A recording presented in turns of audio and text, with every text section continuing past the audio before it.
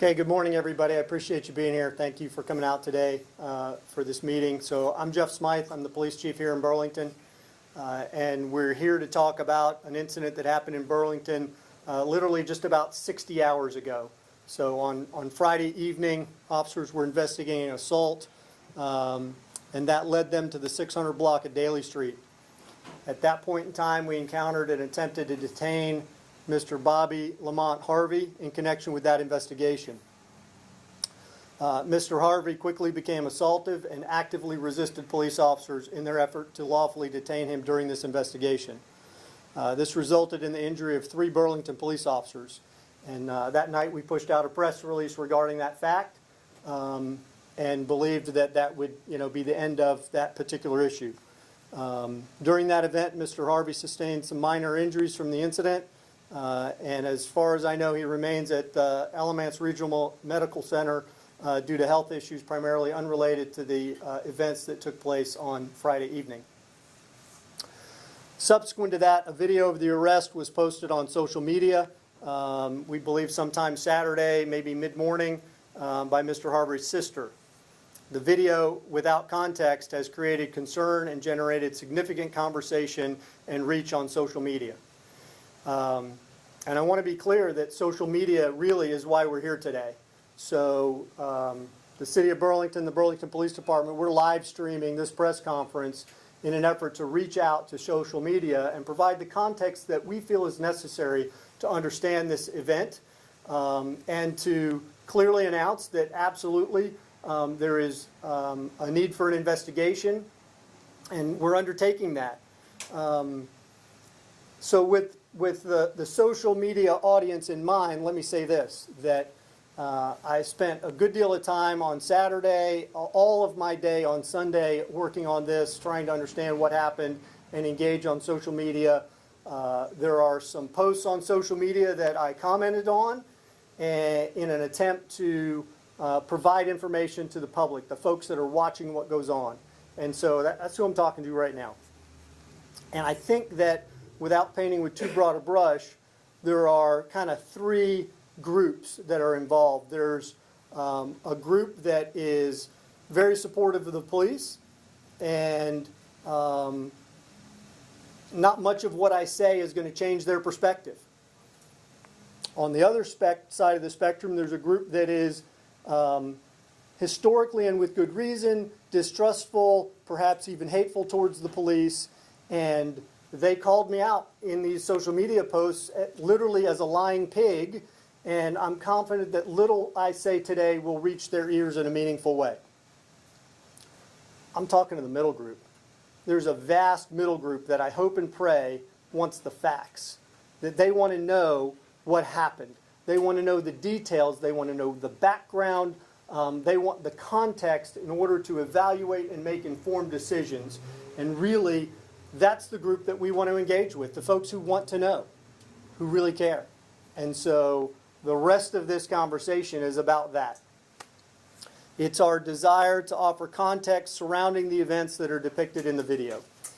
And it's going to get traction. It's got a lot of traction. And I'll start with some advice to folks who haven't seen the video yet, that as a result of this press conference, you're going to go look for the video and you're going to watch it.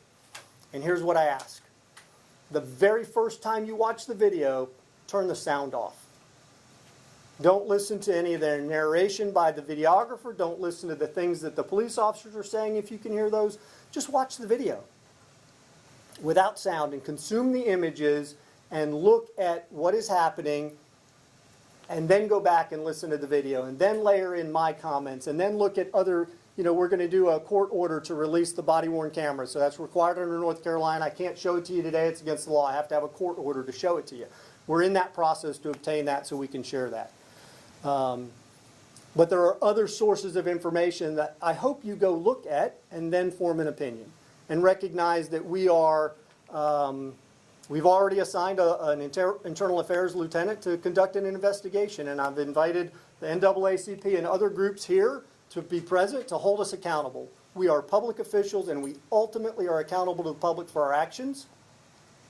There are those that will say that I'm biased. I do come with a bias. right? I believe that the men and women of the Burlington Police Department are highly trained and professional. That's my bias. If I didn't feel that way, I should be fired for not correcting a negligent situation. But the folks in the room here today are going to ensure that we do an investigation. They're going to demand a robust and fair, unbiased investigation, and they're going to want to see that report at the end of the day. And that's a healthy thing for all of us. So as we get moving into this, let me share these comments about the particular incident. So as I said, we spent a lot of time over the weekend looking at the videos, body-worn camera, in-car camera.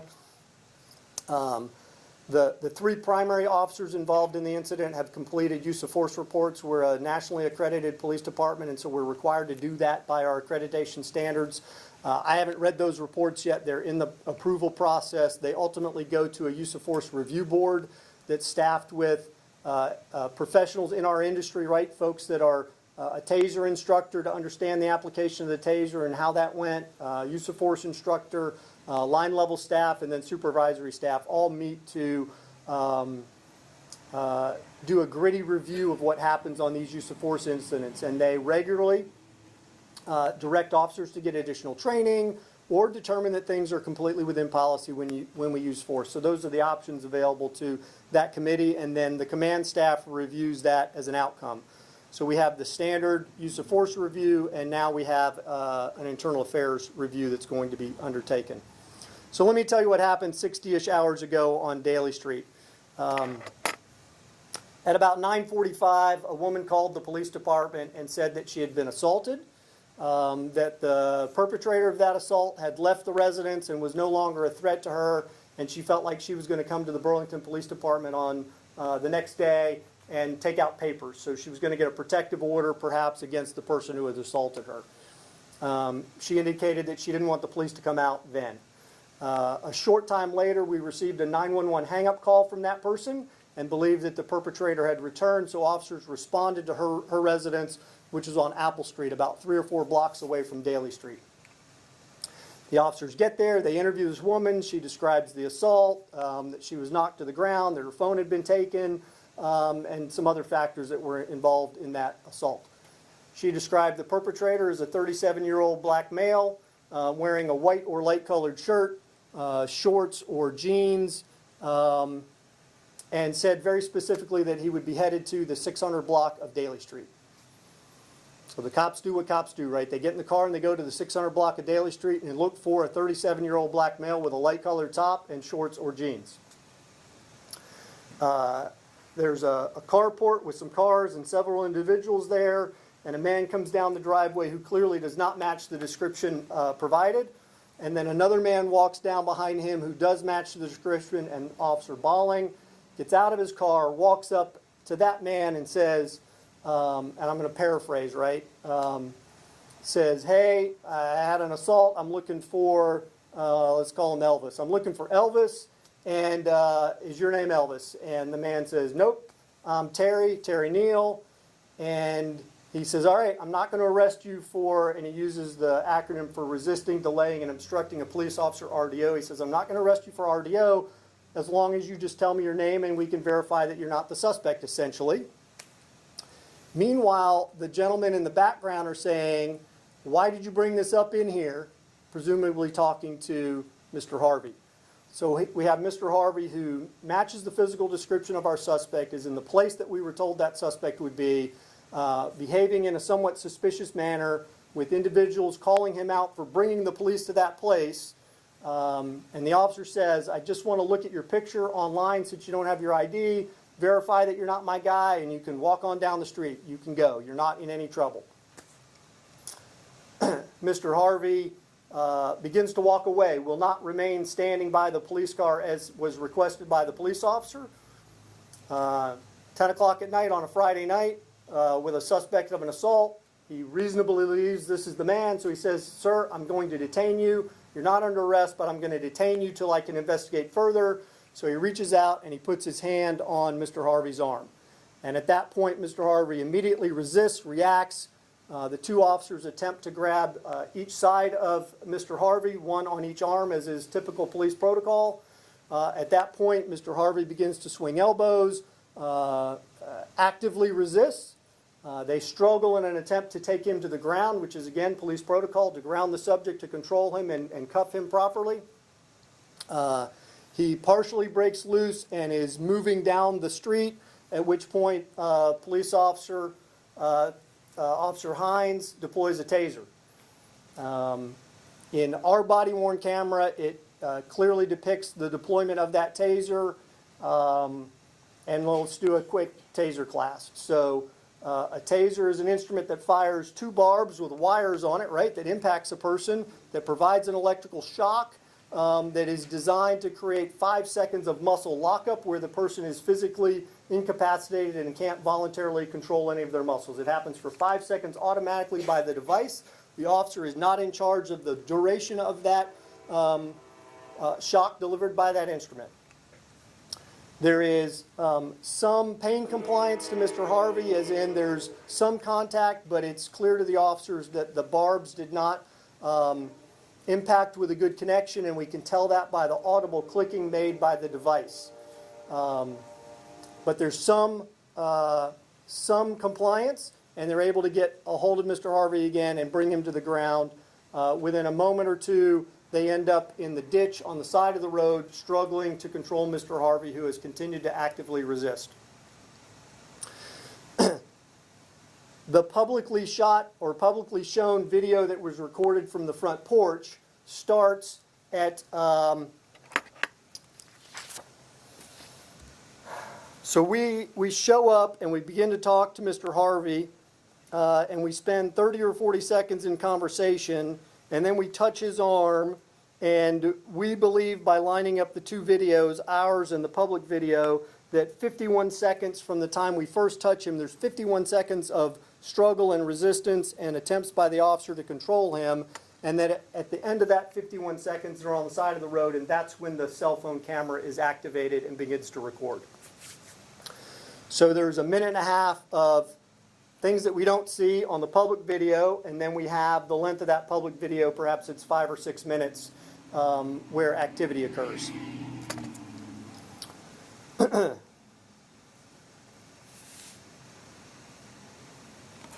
Okay.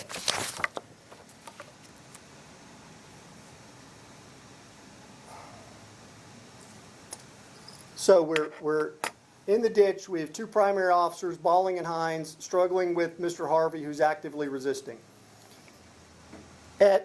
On the public video, at about the 44-second mark, the timestamp on that video, at 44 seconds, you see a number of repeated strikes from the officers against Mr. Harvey.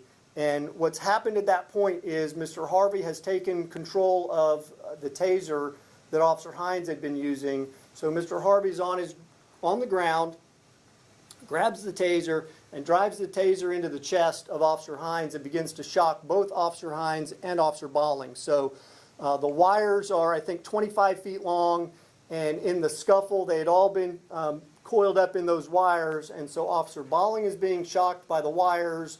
Officer Hines is attempted to being shocked by the taser in his chest, neck, and face.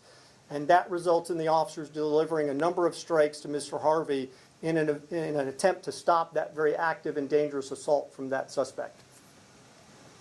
A moment later, at the 147 mark, the taser has been eliminated from the equation at that point, and Mr. Harvey leans down and begins to bite the thigh of one of the police officers, Officer Hines.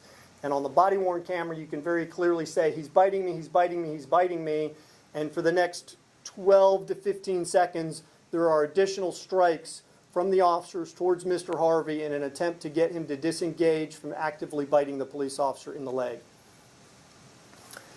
At the end of those two sets of strikes at about the 2-minute and 3-second mark, we don't detect any additional strikes from the officers towards Mr. Harvey. The next 2 to 3 minutes are spent wrestling with him, struggling with him, attempting to get him onto his stomach. He had been on his back and refused to roll over. On the body-worn camera, there's a number of segments where you can hear the officer say, roll over, roll over, roll over, trying to get him into a place where we can properly cuff him, right? So they're ultimately able to do that. Some additional staff have arrived at that point, and an extra officer comes in and applies the handcuffs to Mr. Harvey. Because he had been kicking and kneeing at the officers, they control his legs using a rip hobble. It's a nylon strap with a grommet on it that they're able to tighten up on his legs, low on his legs, to prevent him from kicking. They then, once he's properly handcuffed and the rip hobble has been attached, they pick Mr. Harvey up. They have an officer at each shoulder and an officer with his legs, and they carry him over to the police car. They put him in the police car. They sit him up. They ensure that he's breathing properly. He does not have any obvious injuries from the altercation. So they transport him to the Alamance County Jail. Upon arrival at the jail staff determined that he's impaired either on alcohol and or drugs, and they refuse his admission into the jail. So the officers put him back in the police car. He walked in and out of the jail facility, by the way. I mean, he wasn't carried. He walked at that point.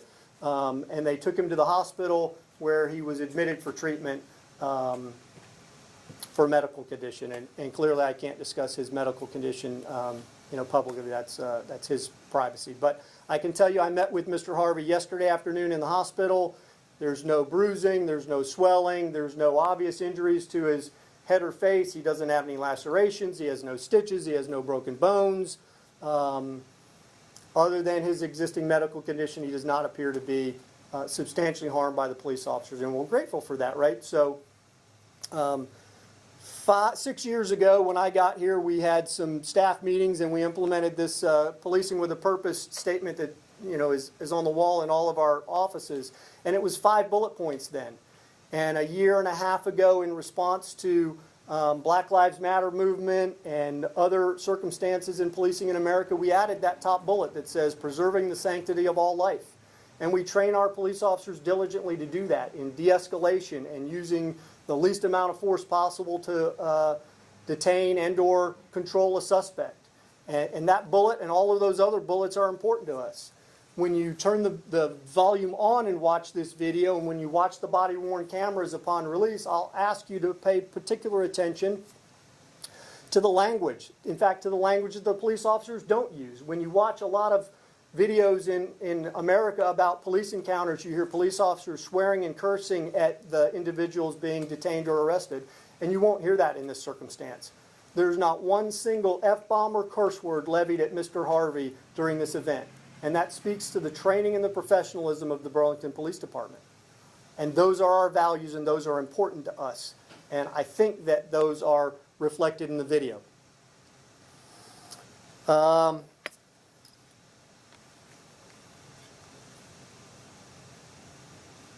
as I said, I met with Mr. Harvey. I've had conversation with Mr. Harvey's sister. I expect and hope to meet with her this afternoon. Mr. Harvey has signed a waiver of release that allows me to show the video segments to his sister as his agent, and I'm hopeful that she'll come in and see that. I think some of her concerns are that we randomly targeted a black man, her brother, walking down the street, and I want to be completely clear that that's absolutely not the case. This is a focused investigation with specific facts, descriptions, and location that caused us to be in the place where we encountered Mr. Harvey. And so I think that the only last factors to share with you are the officers involved are Thaddeus Hines. He was released from field training in January of 2019, so he has 9 months of solo patrol officer experience here in Burlington. Officer Peter Balling was released from field training in November of 18, so he also has less than 1 year of police experience. And then Officer Steele, Will Steele, we believe was released from field training in about September or October of 2017. So he's got about 2 years of experience. And I think that's common in policing across America, right? That we have very young police officers joining the profession. When you work a night shift on Friday night, you're going to have young police officers, and that's what we had in this circumstance. And I don't share that with you as a defense or an indictment in any way of them or their behavior. It's a fact that's important to consider the experience. And as people might think that we were looking for Bobby Harvey because of any past experiences, we didn't know him. The cops didn't know him. They had no idea who he was. They simply went there based on the complaint of the victim in this case and her direction as to who would be there and what that person would look like. So that ends my formal comments. I'll handle questions in just a moment, but I do want to introduce some of the folks in the room with us. I've invited Barrett Brown, the president of the Alamance chapter of the NAACP, to be here. He'll come forward, and then there's some other folks in the room with the Martin Luther King Coalition of Alamance, the Morrowtown Task Force, and Concerned Citizens of Alamance. And the folks that are here are not strangers to me. We've been engaged with these folks in their varying capacities for years, building relationships, and it's a trusting relationship, and I've encouraged them to be here, and I will continue to encourage them to hold us accountable and demand action. And so, Barrett, whatever comments you want to make, please. All right, my name is Barrett Brown. I'm president of the Alamance branch of the NAACP. And I want to say, first of all, that I believe that all parties concerned about this matter do care and are interested in fair and just outcomes. I want to say that the public safety for all, and I'm also here with the Martin Luther King Coalition of Alamance, the Concerned Citizens of Alamance, and Reverend Donna Van Hook and Joyce Moore are joining me here. I want to say that the public safety for all the citizens of Burlington, administered without regard for race, is a matter of serious concern for the NAACP. We are committed to a transparent investigation of the incident involving Bobby Harvey and the Burlington Police Department. We are interested in discovering all the facts relevant to the case with swift and fair outcomes as regards to those facts, with as much community oversight as the law will allow. Now I'll give you Catherine Smith of the Martin Luther King Coalition of Alamance. Thank you. On behalf of the Martin Luther King Coalition of Alamance County, I speak on behalf of a lot of citizens here in Alamance County who are greatly concerned over the video. When I saw the video, I was appalled. It's like, this is not Burlington. I'm deeply concerned by what I saw in the video, but also I want to make sure that I'm not just swayed by emotions.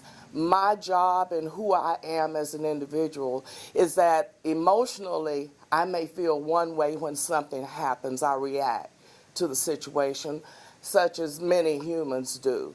And the most important thing is to gain information. Emotionally, I may be upset, but I'm one of those individuals. I want to learn all the information I can. And before I rush to any type of judgment or any type action, I make sure that I'm armed with the truth. And that's what the Martin Luther King Coalition presence is here about today, making sure that we're going to be armed with the truth and to let the citizens know that we will not stop until the truth is uncovered, however that may fall. That we want our community to be a safe community where we can feel comfortable in this community, where we can live and work in peace. So as the Martin Luther King Coalition, we're asking the citizens to remain calm, to remain quiet, to remain, I would say, understanding and open, and be nice until it's time not to be nice. And when is it time not to be nice? Once we have the information, we will come back and make sure that the citizens of this county know that it's not time to be nice. And when it's not time to be nice, we will still sit at the table with the chief. We will sit at the table with whoever is necessary to make sure that justice is served. Thank you.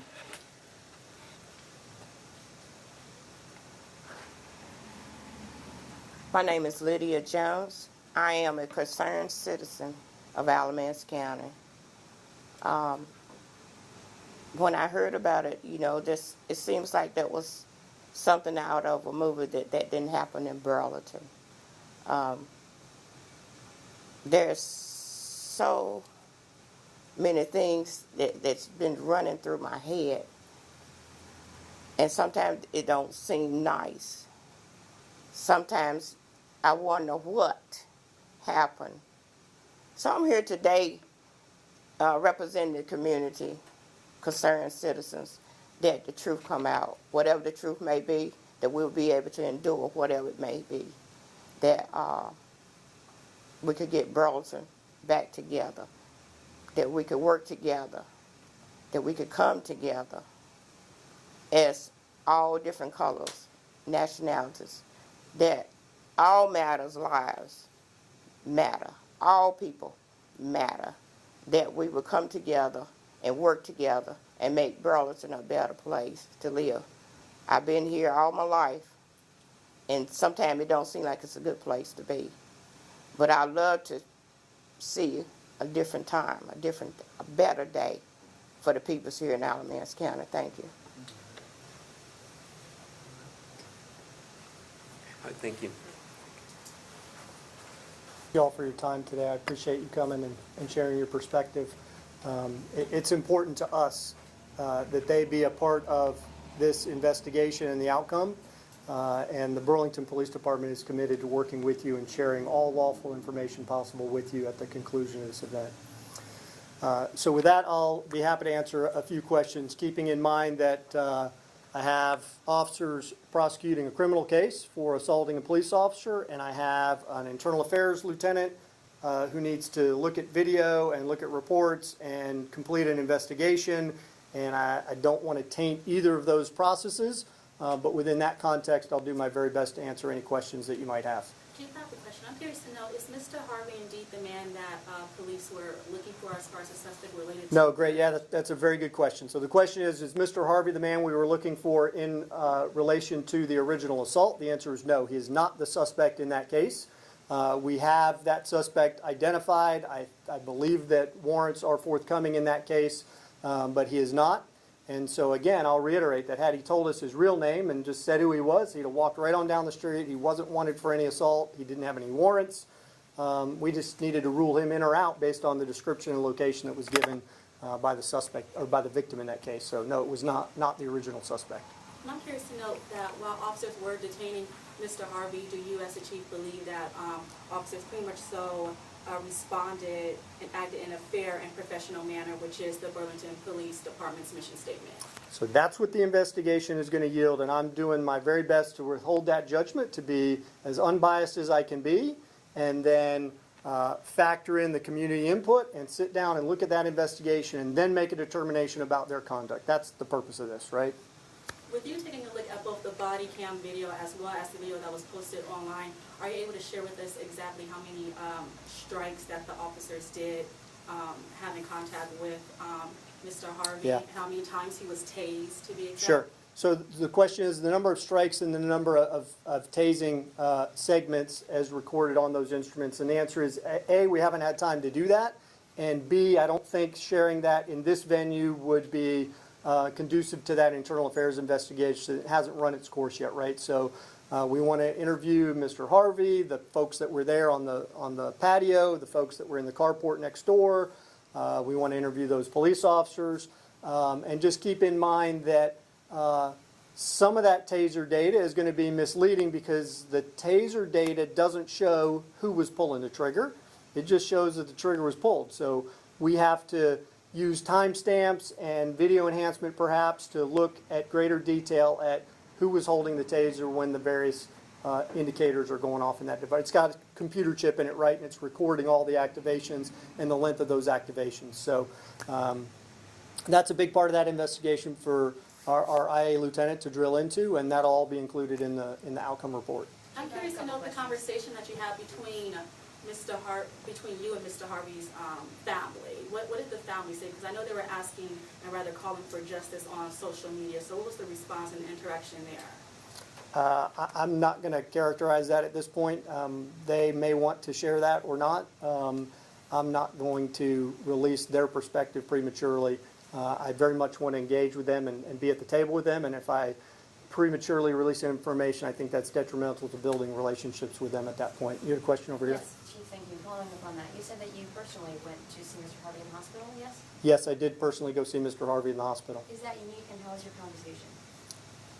So I don't think it's unique. I've visited folks in the community who have family that are victims of crimes. I visited those folks, and I visited other people in not dissimilar circumstances. I would tell you that I probably spent 30 minutes with Mr. Harvey, and it was a cordial, informative conversation from both chairs, I believe. And I'll leave it at that. Why did you choose to go see him? Because I felt it was important. I mean, absolutely. He feels like the police assaulted him. His sister feels like the police assaulted him, and there was this encounter that is troubling. When you first look at that video, and no matter how many times you look at the video, right? I mean, let's understand this. Police work where we arrest an assaultive suspect is never going to look nice. I'm not sure what the public thinks that looks like when we have a nice arrest of a person who is violently resisting the police. There is no way to take a person into custody nicely in what amounts to a knockdown, drag-out fight on the side of the road. That's going to look bad. The question is, did the officers follow their training and protocol? Did they respond to threats in a way that was equitable, in a way that was balanced, or did they use excessive force? Had we drawn a pistol and shot him for a violent struggle, that would have clearly been excessive force. I can't say at this point whether strikes were excessive or not until we understand the totality of the circumstances. And that's the point, right? That we get into that. So we need to keep investigating, and we will. Let me transition, so we'll take some turns here. Yes, ma'am. You mentioned how much of a role social media played in this. Is that a reason that this is kind of elevated, and is it elevated as an investigation and for your response? I think it is, yeah, absolutely. And that's probably healthy, right? That we are accountable for our actions, and in a different era. You know, we had a Rodney King event in the early 90s, I think, and that fundamentally changed policing when police activity was caught on video and those officers were held accountable, right? And now we have video in everything we do. And I'll throw out that perhaps maybe not in the right places, right? So 125,000 people in America die by medical malpractice, and we don't have cameras recording in operating theaters. We have politicians who are horribly corrupt, and we don't have cameras in their offices when they meet with constituents, and yet we're expected to have cameras on during every contact in every circumstance. And I'm proud to say we did. Every single officer had a body camera on that night. Every single one of those cameras was activated. The flaw is in that they're attached to a garment worn on the front of a police officer, and you'll see that on initial contact, within seconds, the body camera goes over and you're looking at a view of a tire, or you're looking at a view of a bush. They're in the middle of a fight. One of the cameras ended up underneath the fight, and when we picked up Mr. Harvey to take him to the police car, you get to see his torso coming up off the ground because that's the view.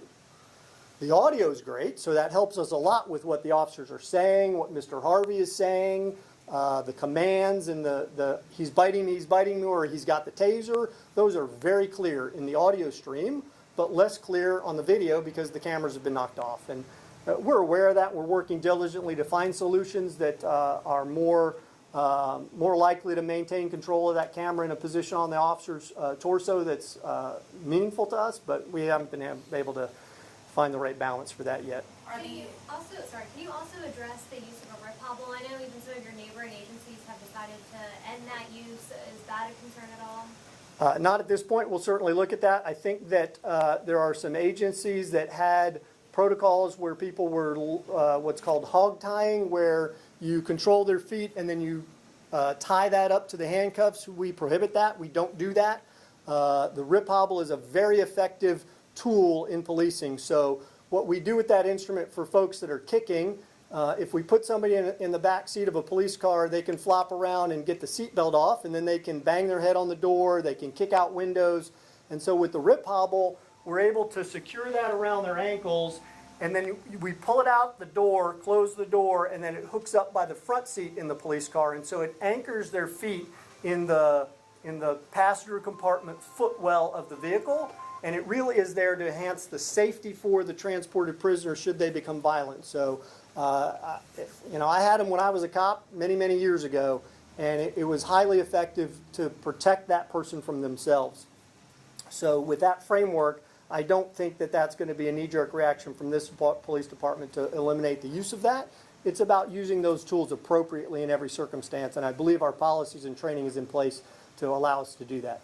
Yes, Are ma'am. the officers put on leave and how many?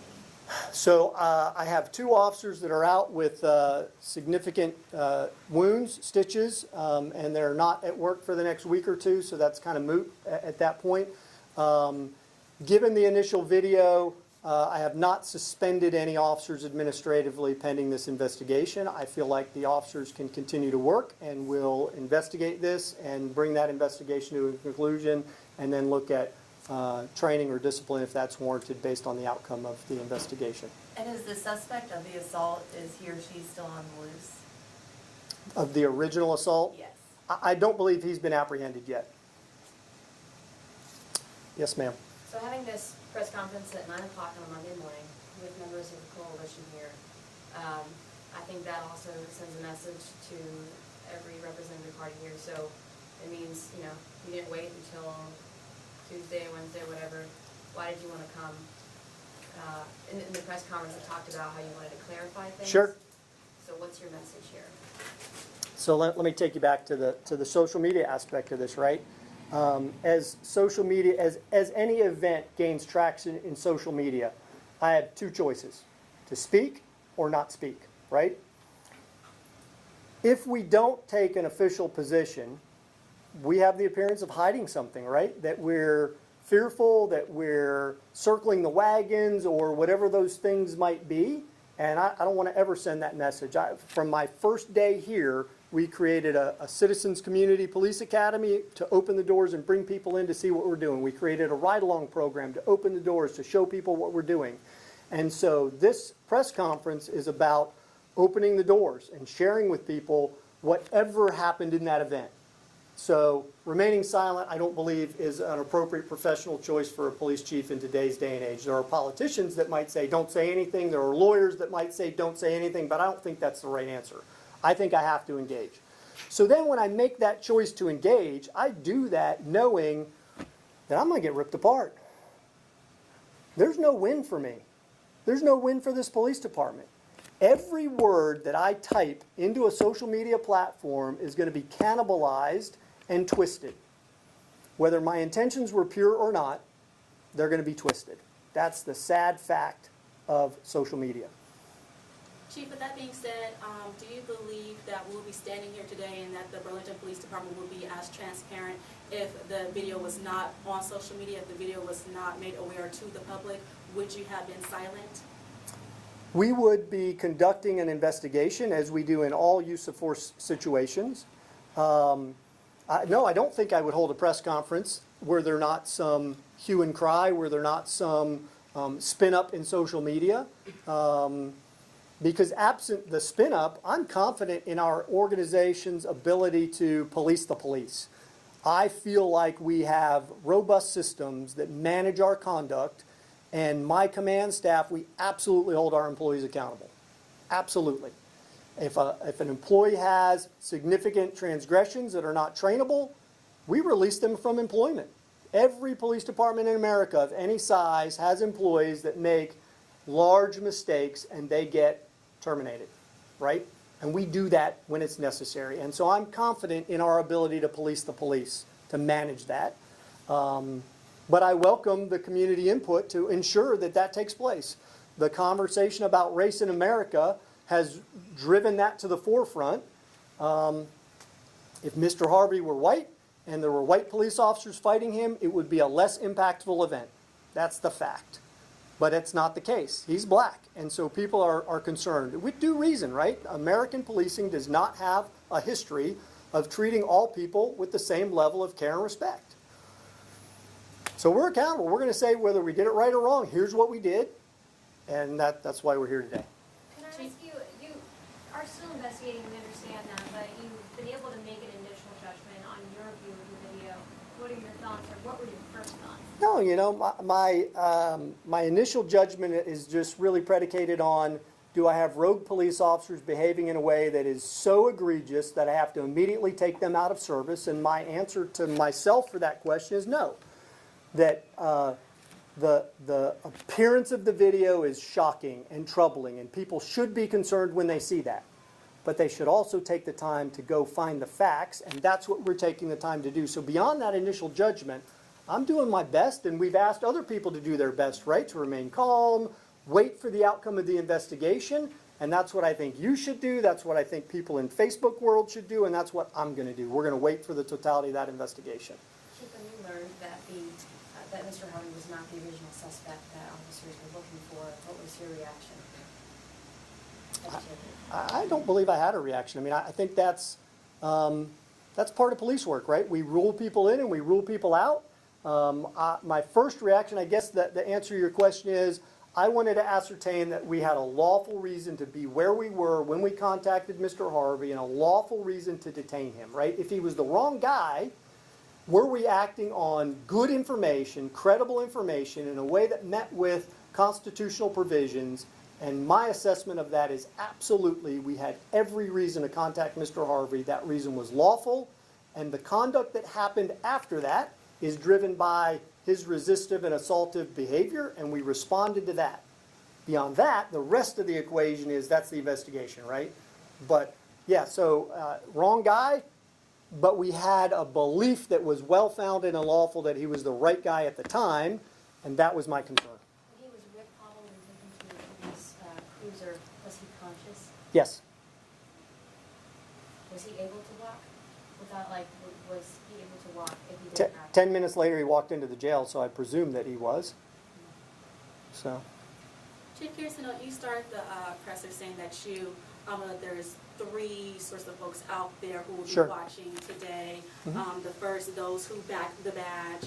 The second, in the middle, being those who just want to know the facts. And then the third party possibly not having so much favor towards police officers. Correct. But what's the message that you want to deliver to people of color who might be afraid to walk down the street, who might be afraid to walk the blocks of their community at night because they're just afraid of the police, or maybe they're worried that they might be considered a person of interest or Sure. a suspect, and they had nothing to do with an initial investigation?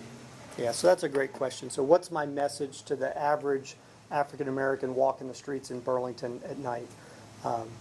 My message is come learn more about your police department, right? So there's 18,000 police departments in America, and they're not all the same. They're very different. They subscribe to the same laws, but the culture and the training and the professionalism in those organizations is vastly different. We don't have a stop and frisk protocol. We don't have a demand for a certain number of tickets from our police officers. We have for many, many years subscribed to community policing, to the premise that we need to build relationships with individuals in our community, that we, at the bottom bullet, that we treat all individuals with dignity and respect, and that is the ethical foundation of policing. We echo that all the time in our training and in the things that we do in this police department. And my cops know that if you F-bomb somebody on the street, you're getting in trouble. That is not how we treat people. That is not how we treat anybody in my police department, in our police department, in this community. So if a person is in fear of the Burlington Police Department, I encourage them to look at the patch and make a discernment about who you're dealing with, and then take the time to come learn more about us. We've got a community police academy where folks spend 10 weeks with us every Tuesday night or every Thursday night, whether it's spring or fall. We did one entirely in Spanish, in fact, to build relationships with the Latino community. And folks came out of that class at the banquet dinner saying things like, I lived in fear of immigration and the police, and now I know that when I see a Burlington police car, that's a friend, and that man or woman would give his or her life to protect me, even though they don't know me.